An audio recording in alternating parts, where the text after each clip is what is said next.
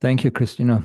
I think it was very, very interesting to hear all the examples or stories of how Gerda Lerner's work like affected or influenced uh, the lives of so many women, people, individual women. We will go on, and we have a lot of time for the discussion, for comments or questions. And I will start with collecting answers here in the auditorium. Questions, not answers. Do any questions or comments?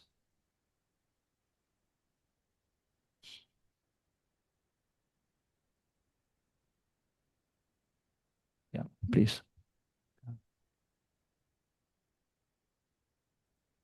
Thank you for all three very interesting and thought-provoking talks. I want to ask something. I think it's directed to you, Nick, but maybe it has a broader implication. You talk about grand narrative, and I think you draw very clearly why it's important as a motivating as a motivating stand or motivating ethos when you have a grand narrative. But I wonder whether there is or how you think about the maybe this comes up in the last paper also, how the grand narrative oversees or flattens some of the complexities, and how does that affect, in your opinion, the political action? The fact that there is no sways in the narrative as a motivating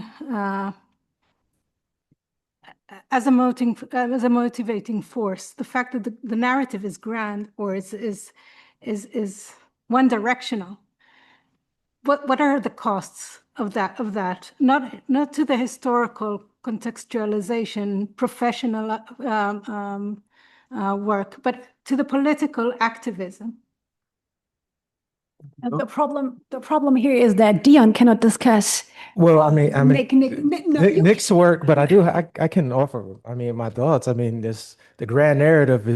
To me, it might flatten some of the small details, but I think in the grand narrative, in the bigger, I guess you could say the bigger picture, if the grand narrative is a cohesive thought, then I think that is the motivation, especially on large topics such as race and gender.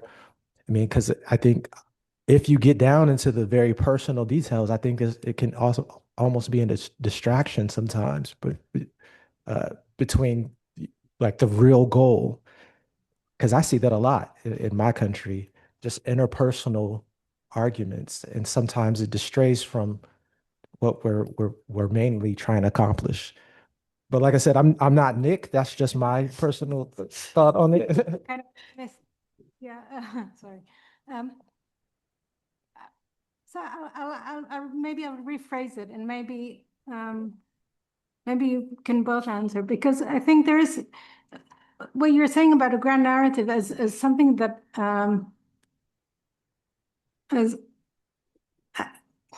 sorry that I'm slow in bringing my words together, but I do think that it does add up to what was discussed also in the third paper, that a grand narrative that avoids the complexities is helpful to motivate, but it helps to motivate a very, very clear kind of one-sided unilateral position. And that itself is a political, might raise other political questions. That is my question. So I'm sorry. If I Yeah, well, I mean, I agree. I guess from what I would say, and that what wasn't my paper, but I think one of the things that the grand narrative can do, and this is probably something that irks a lot of professional historians when non-historians talk about how history repeats itself, right? And so maybe the grand narrative may lend itself to that kind of sort of flattening of the specificities and the complexities. And so, of course, things get better and worse at the same time, but they're always changing. And maybe that grand narrative ignores some of those complexities and some of those specificities. And while we can use the past to understand how did we get here, and maybe draw some lessons, political lessons for how to challenge um, oppression of various kinds. Maybe that grand narrative, flattens and like you said, like the questioner mentioned, ignores those complexities. But at the same time, I think as the first paper, at least my understanding was that it also can be motivating for political activists. But I think it can go in both directions. Having taught African American history, a lot of times people will look at a lot of the failures and think like,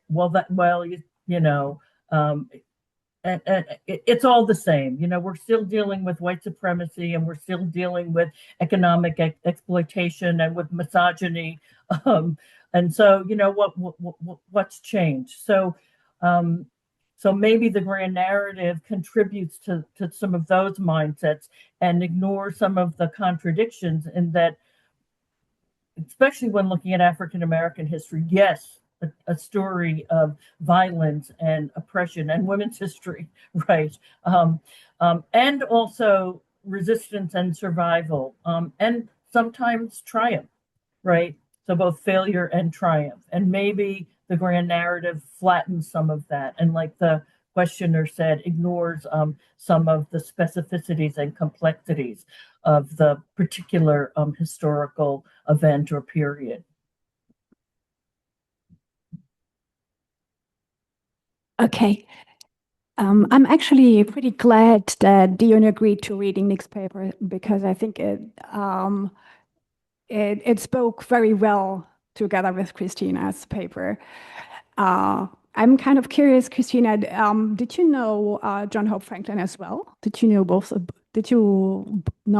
them? Yes, I did know John Hope Franklin because I went to North Carolina and worked at the Center for Research on Women, which was connected with both Duke University and University of North Carolina in Chapel Hill. It was a collaborative enterprise. John Hope Franklin had an office on the same floor that I did.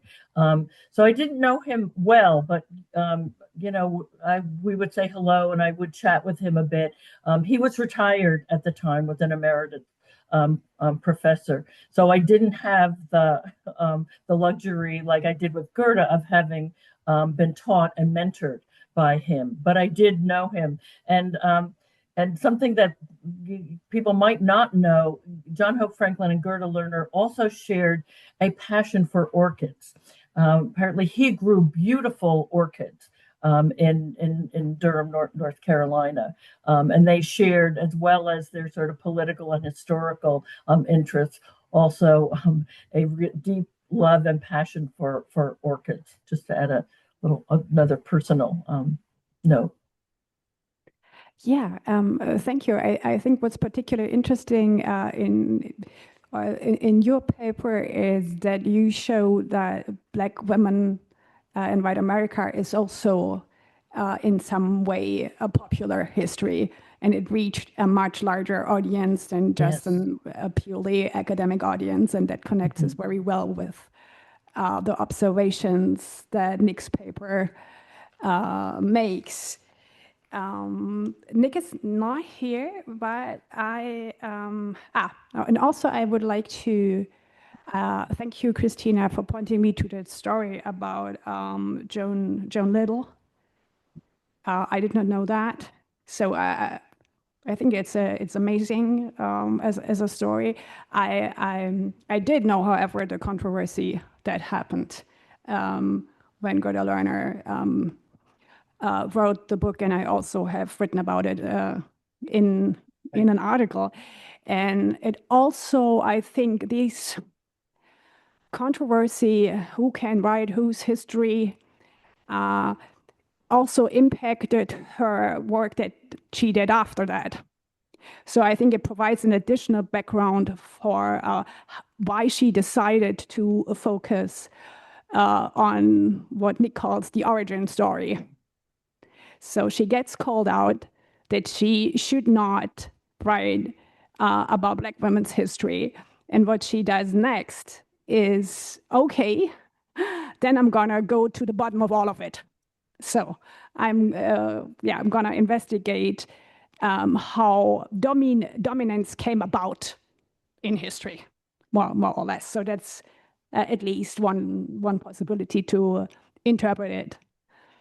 Yeah.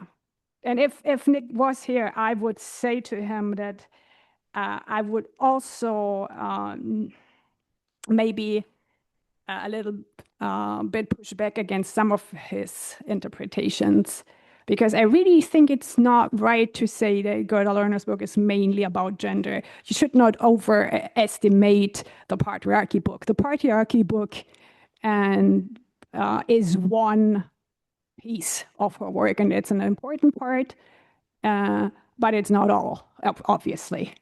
So, and second of all, I really think that gender is not the right expression for Gerda. It's women, and it's women's history, and it's female experience. She really does not engage with gender conceptually. So this is a difference. And yeah. Right.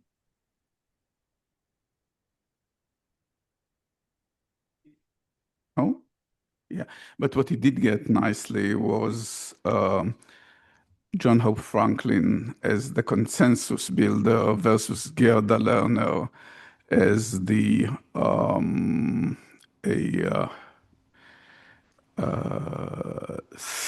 theoretical divider, right? As the one who insists on the particular theoretical path and willing to confront the new approaches, right? Whereas John Hope Franklin willing on the margins to collaborate and let us actually keep the field. Let us keep the field. Let us keep the field together. In neither case, by the way, is there a school. There's no John Hope Franklin school, and there's no Gerda Lerner school, right? Even though, again, there is a theoretical equity there, and you're absolutely right. It's not even a woman's school, because there's also the class component, right, which you emphasize very much in your work, right? There is there's the Marxist component, right? I mean, let us not forget, right?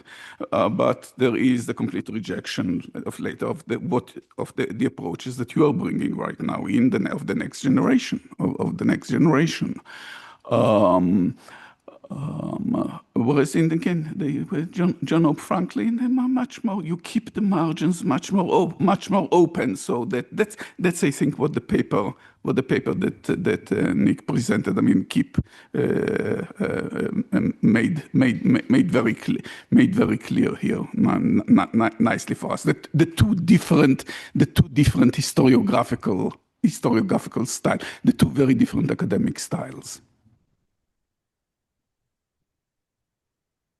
So I think there is a question from the Zoom participants, if I'm right. Can I say something or? Sure. Okay. So I'm a not quite a Gerda generation, but I shared with Gerda the creation of that master's program at Sarah Lawrence, and I've known Gerda. I knew her and worked with her all her life.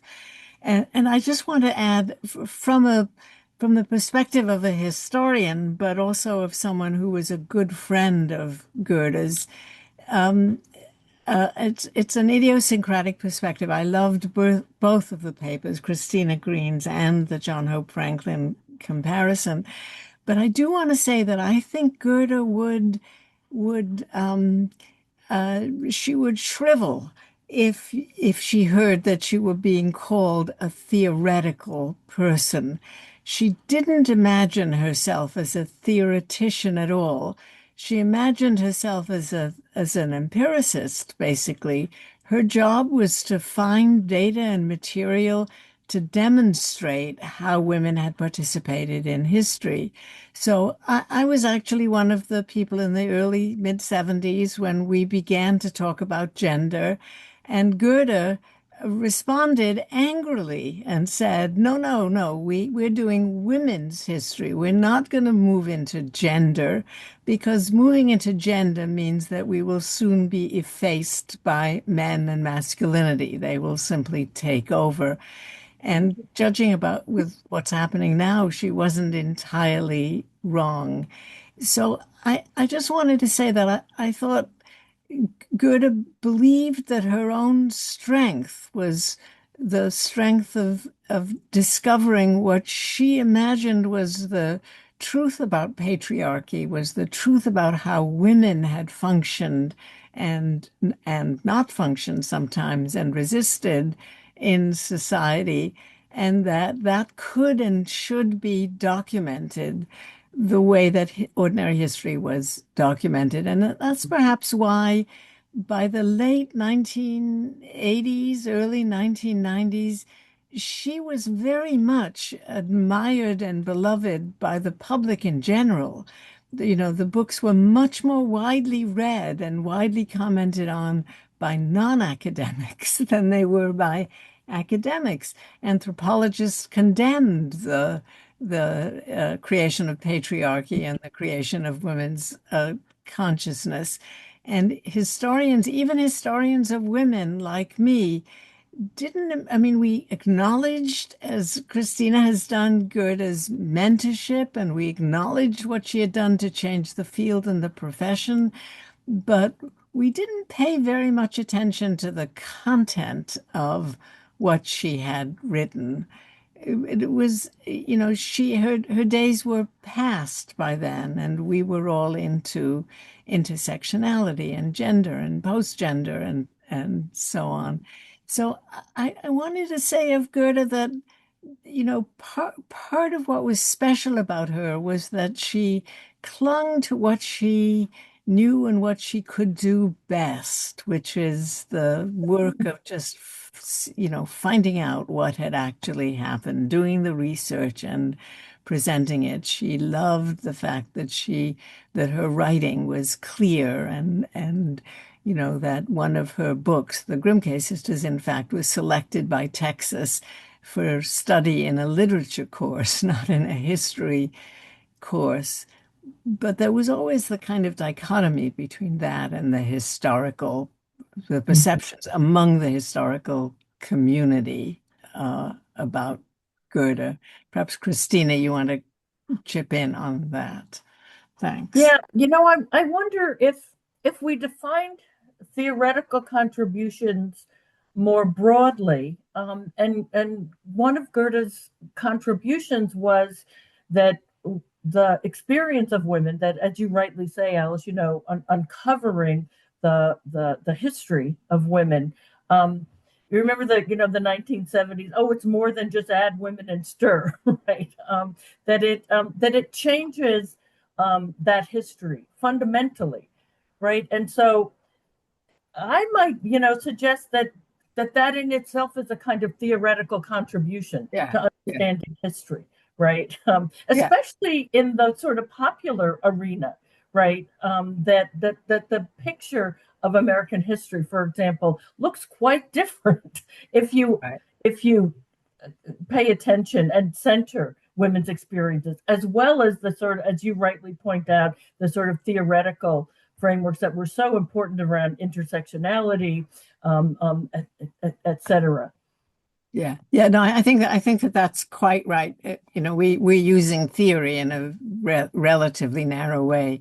My memory comes from the fact that in the early 1970s, a bunch of women's historians moved into what we called Marxist feminism. We set up these groups where women, including another mentor of Christina's named Joan Kelly, we Yes. were very interested in trying to theorize how women fit in or didn't fit, contradicted a Marxist framework. And we spent literally years in groups studying this. And Gerda was the first person to say to me, "Why are you wasting your time doing that? What a waste of time that is." I was then writing a history of working wage earning women. And why aren't you doing what's important, the work of doing it? That's what I meant by the sort of anti-theoretical. She didn't like Marxist feminism. She hated, of course, we know Judith Butler, but she also didn't like other forms of, theoretical investigation that were abstract rather than rooted in, what you could find in the archive. Right. Yeah, I remember Yeah. that. And I was in a Marxist feminist study group too. But the one that I was in was less academic. It was like sort of radical activists in New York City.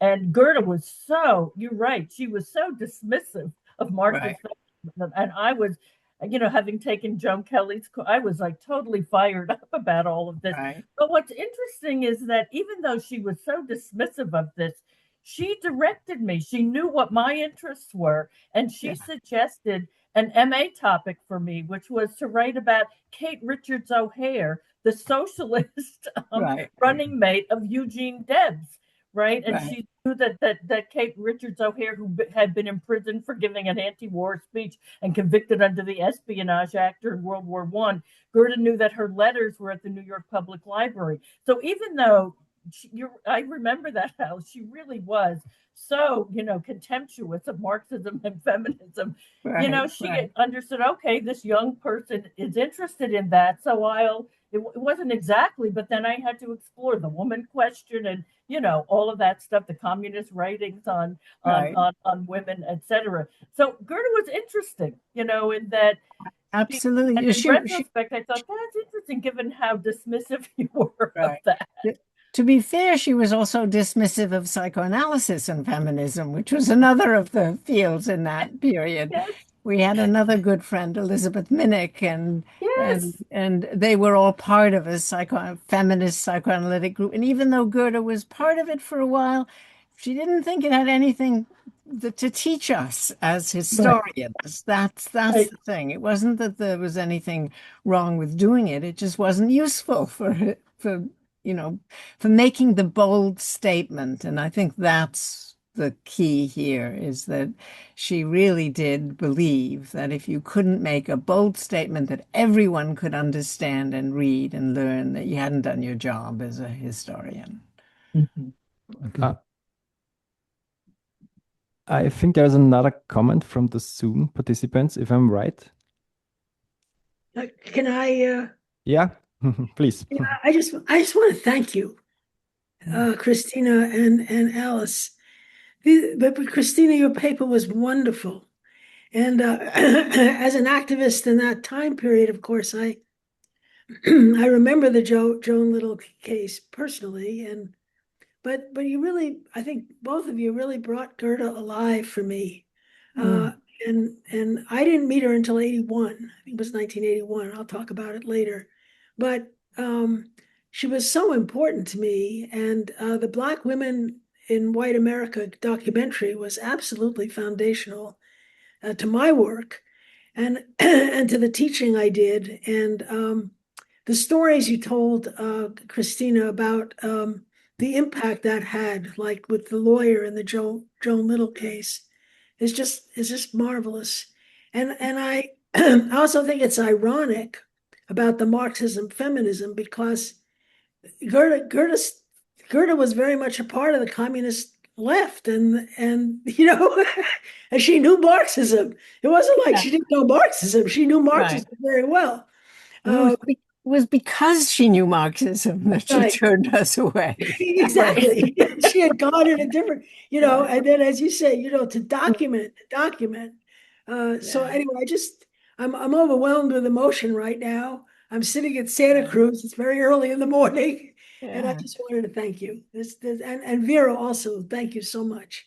Can I just note one irony that's been bothering me through this is that the current, women's history is now moving into this, and it's led by Black women, into this post-archival, the so-called abolitionist feminism.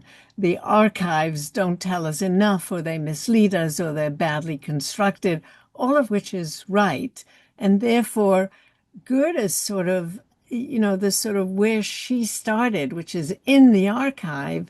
Now, 50 years later, the archive, we haven't dismissed it entirely, but have we moved beyond it? Are those Black women who she identified in 1973 now going to be once again lost or found in different ways or imagined, made up as the post-feminist? I don't know. I think the question of archives and what happens to them and how we think about them is a good question. We ought to try to ask that question from Gerda's perspective and see where we go with it. I don't know where that will be. Well, one thing I could say just in response is that I think many Black women are doing archival work that's not in official archives. Yes. So I think they've broadened the idea, changed the idea of what an archive is. Right. And I've been in some conferences where Chicano women are doing the same thing, because so much of the official archives, very often the official archives are in institutions that are constructed in certain ways. On the other hand, you can go to the Schlesinger Library, as I'm sure all of you have done, and I've done, and there's these marvelous, Angela Davis's archive is there now, which is an incredible resource of activism and history. And also Shirley Graham Du Bois's papers are there, and so is Eleanor Flexner, and so on. So I'd say maybe we don't have to dismiss one for the other, but to see that it's a very good idea to also broaden the idea of what an archive is, because things are found in people's basements, in scrapbooks, in various places in people's homes. These are more likely working class Black people.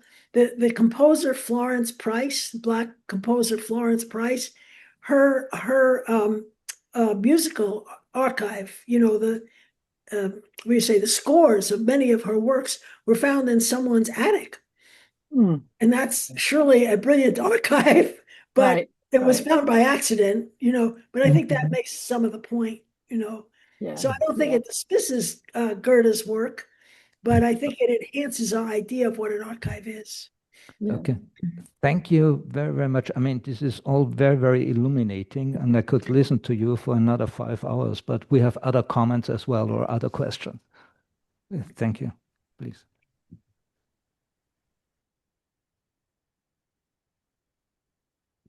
Can you hear me now? Yeah. I just want to say that I'm glad to accept from Gerda's close colleagues the correction of Gerda as an empiricist. I'm worried it may become too double-edged. And I've seen actually Gerda confronting contemporary feminist at Duke in the 1990s, so I perhaps require no education on that. But it may become too double-edged because the organizer of the conference here is a contemporary feminist theorist, and she finds in Gerda some foundations for contemporary feminist theory. So perhaps, we would let contemporary feminists find foundations for contemporary feminist theories in Gerda too. There is apparently a potential there to work out as well without relinquishing any of the empirical any of the empirical material. And what, as I said, what the article read and showed was the firm willingness to confront the Butler's theoretical approach, which did not exist among other people in the academy. And I thought that this was appreciated by many of us.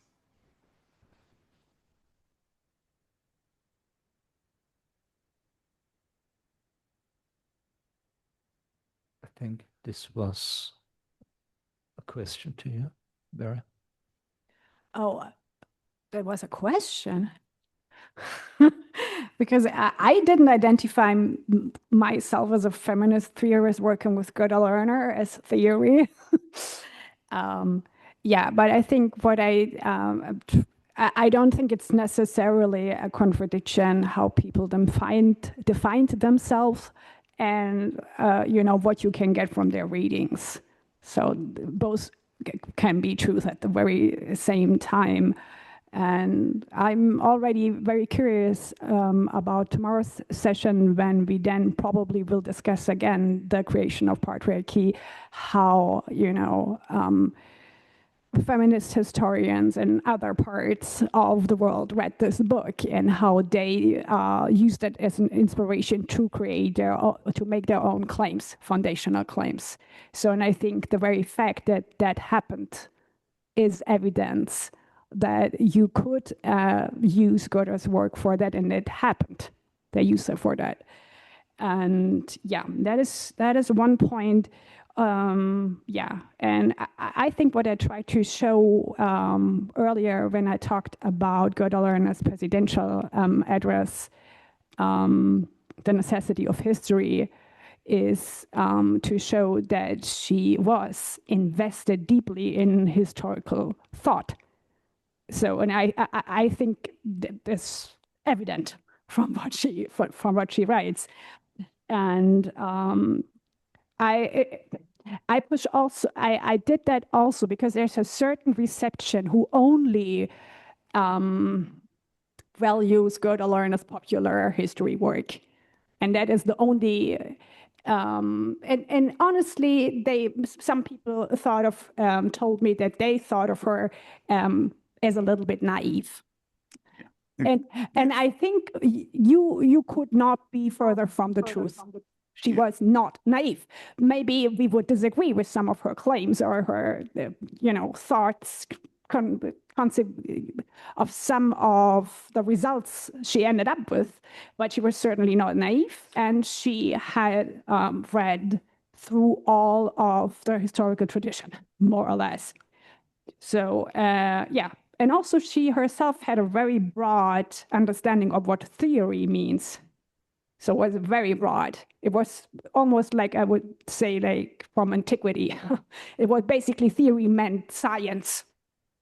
So that's the way I read it. So that's a life and work, theory and practice, and theory is science as such. This was not the level on which she usually, that's what we heard, this was not usually the level on which she wished to engage. What you find out is that there was a deeper understanding there. I mean, yeah, and maybe one more thing. It might be true that Gerda Lerner was in various moments in her life against psychoanalysis, but then again in other texts she uses it. So both things can be true at the same time in different periods of her decade and moments.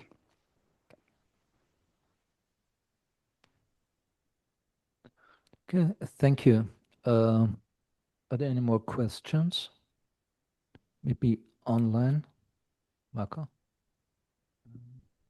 I do not see any signs. So can I just add something to follow up on what Bettina Aptheker was saying before? This may have been what she was referring to, but a historian, Kelly Lytle Hernandez, who some of you may know, wrote City of Inmates, recently received a MacArthur. And in that book, she had something called the Rebel Archive. And so, thinking about also Alice's comment about, our historians sort of moving beyond archival research. And maybe it's also sort of reimagining and reconfiguring what an archive is. And she's now involved in a project called $1 Million Hoods, which collects materials. It's community-driven research, and the goal of that project is to document and explore the fiscal and human costs of mass incarcerations. So maybe part of it is also sort of reimagining and reconfiguring what an archive is. It's not simply at the Schlesinger or at various research universities. Thank you.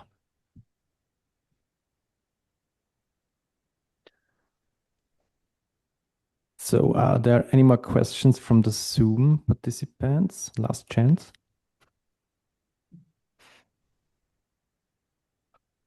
I think we're good. Yeah. Okay. Otherwise, I say thank you. Still? Did you raise your hand? No. Okay.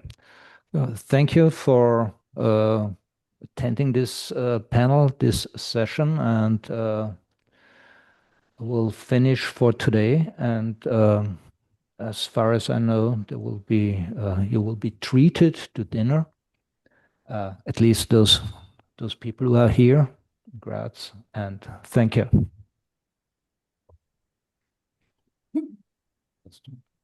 Yeah, and we see us tomorrow morning at 9 Central European summertime. Yeah. Speakers So and those who attended online.